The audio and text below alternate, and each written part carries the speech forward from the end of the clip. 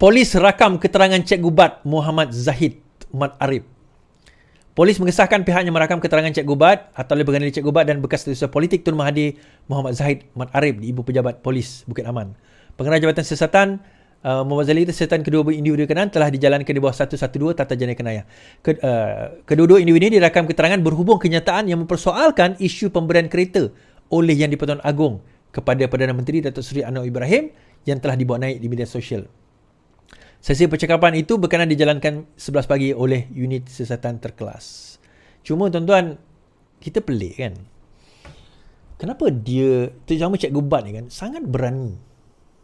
Seolah-olah dia ni macam, yelah, orang yang, satu, saya tak faham kenapa dia tak kena tahan reman lah. Itu satu pertama. Yang kedua,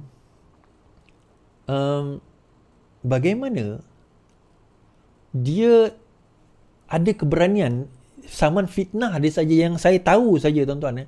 At least ada 4 saman fitnah yang saya tahu.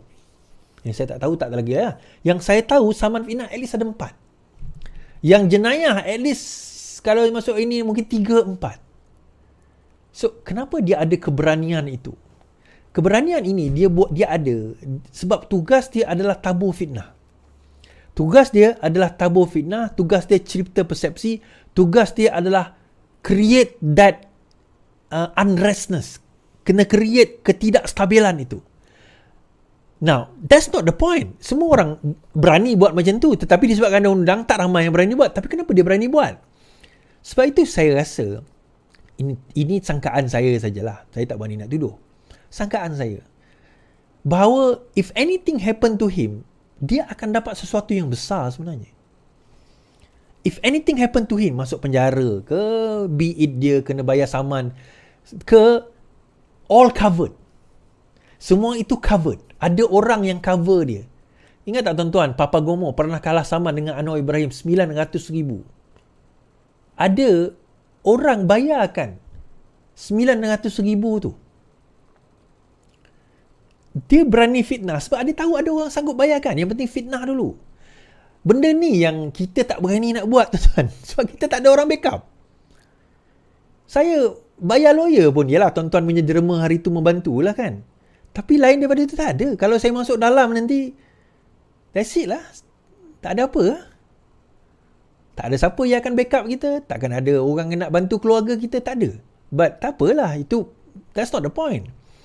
Tapi bagi saya, even kalau dia masuk ke dalam sekalipun, saya percaya akan ada orang, bukan setakat orang akan bantu keluarga dia, bukan ada dana bantu keluarga dia, malah kalau dia keluar nanti akan ada dana menunggu dia dengan jumlah yang banyak. Sebab itu dia tak takut.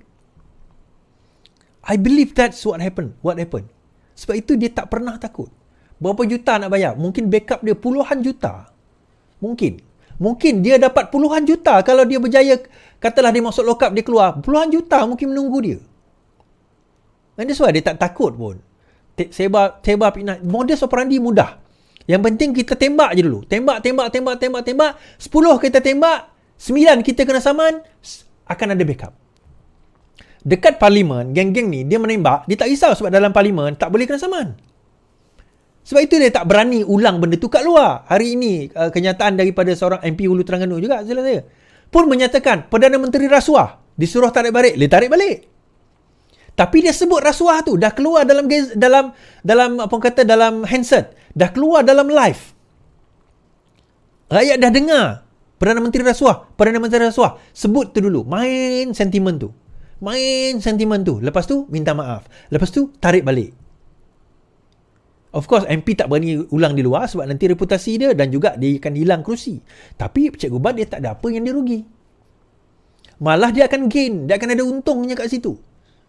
Mustahil tuan-tuan, keberanian dia itu tabur fitnah, dia tak ada backup.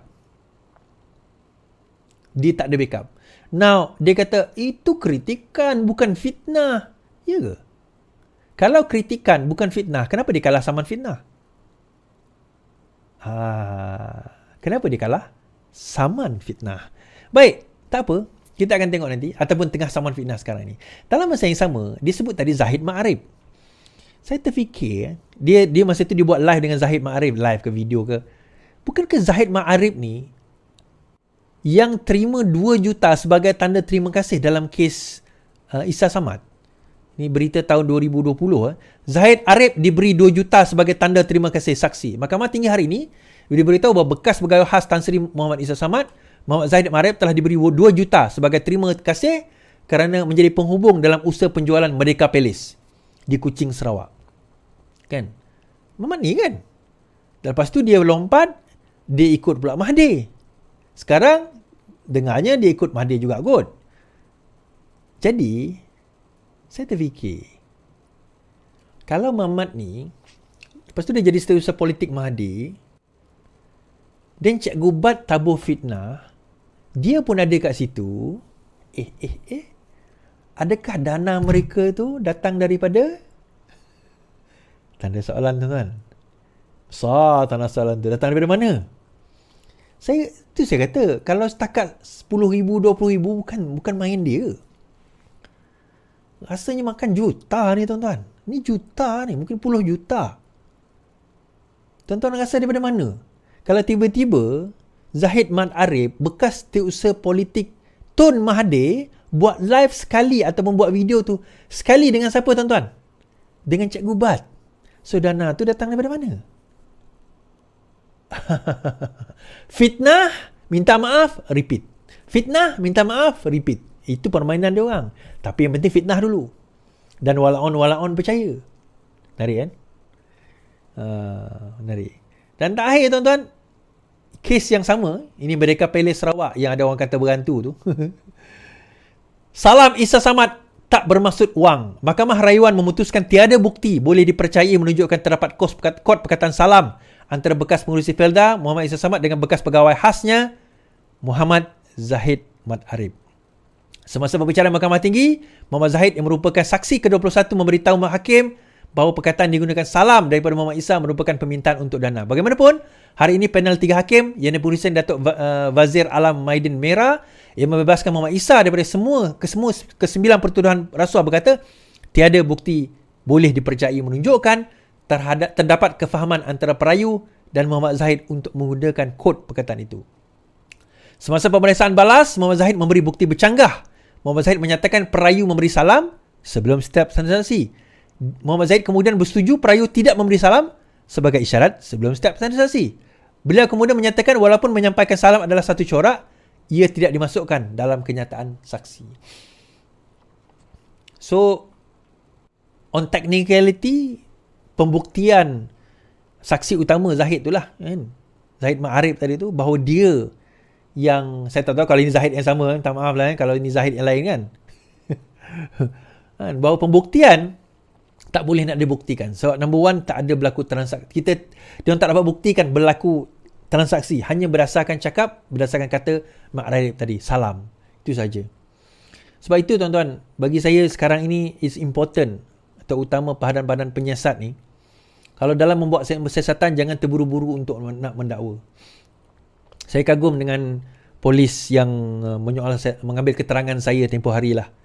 Dia punya siasatan ni sangat teliti. Yang mengambil keterangan yang pasal langkah Dubai itu sangat teliti. Very, very meticulous. So itu bagi saya cara yang betul sebenarnya. So that you can close all the loopholes. Macam juga kes Zahid lah. Tak dikatakan bahawa kita tak boleh kata dia tak melakukan rasuah. Tapi dalam masa yang sama, kita tak boleh tie the evidence untuk mengatakan dia melakukan rasuah. So akhirnya, dia didapati tidak bersalah sebab mahkamah melihat kepada bukti. Mahkamah tak boleh memutuskan hanya berdasarkan kepada sangkaan-sangkaan. Sebab itu, pendakwa raya kena membuktikan bahawa terdapat aktus serius perbuatan, mens rea, niat, kan, beyond reasonable doubt, melangkaui keraguan munasabah. Dia bukannya sangkaan-sangkaan, bukan. Dia kena di atas sangkaan. Salam, kan biasa kita WhatsApp kan, salam. So dia kata, salam tu bermaksud bagi duit. Tapi kadang-kadang ada tak bagi salam pun dia bagi duit juga. Dia kata. So dia bercanggah. So akhirnya disebabkan pencanggahan tersebut, bukti tak boleh nak disertakan, maka dia didapati tidak bersalah. Itulah dia. Okey tuan-tuan. Habis kat situ. Terima kasih 7, 8 ribu, 9 ribu yang menonton kita malam ini. Alhamdulillah. 9,000 lebih kurang lah kan. Alhamdulillah, terima kasih juga yang terus bersama dengan kita. Terima kasih semualah insyaAllah. Dan untuk makluman tuan-tuan dan puan-puan, 22 hari bulan, berita baik, 22 hari bulan Mac ini. Apa dia? 22 hari bulan Mac ini adalah hari pembebasan Ustaz Wan G. Yes. Dan insyaAllah pada 23 hari bulan, saya akan mengadakan satu interview, satu live bersama Ustaz Wan G. Di samping kita berbuka puasa bersama-sama, kita tarawih bersama-sama, lepas tu kita akan buat live, kita open kepada semua. Nanti saya akan umumkan di mana, lokasi dan sebagainya. Saya cuba bawa dalam 100 orang lah untuk datang pada hari tersebut. Lebih pun tak apa, kita sama-sama, insyaAllah. Dan jumlah daripada itu insyaAllah apa orang kata, kita akan ada live, kita akan ada sesi dengan Ustaz Wan G. Lepas live itu mungkin ada soal jawab, mungkin dia nak cerita, ada benda dia tak boleh cerita kat dalam live, kita cerita luar live. Dan kita jemput semua siapa yang berminat nanti hadir, Islam dan bukan Islam, lelaki dan wanita. So sementara menunggu yang Islam tu mungkin beribadah sebagainya, yang bukan Islam boleh menikmati juadah dekat luar. Tempat saya tak nyatakan lagi lah, nanti saya akan beritahu. Tapi sekitar Kuala Lumpur lah, di sekitar Kuala Lumpur insyaAllah.